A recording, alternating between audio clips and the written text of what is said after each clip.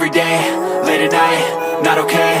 All I want, and I pray, all I need are some better days. Fuck me, I'm looking in the mirror, so foggy, but I've never seen clearer. I don't really think anyone can save me, and honestly I'm not really sure I want saving. I like to be my own worst enemy. There's no risk if you don't try at anything, so I'ma just keep buying everything. See you in the next life, have to be a better me. I don't think that my head's on straight, gotta flip it and grip it and go and get an x-ray.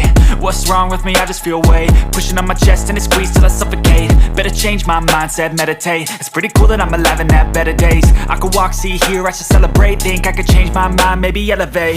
Living life, every day, late at night, not okay. All I want, and I pray, all I need are some better days.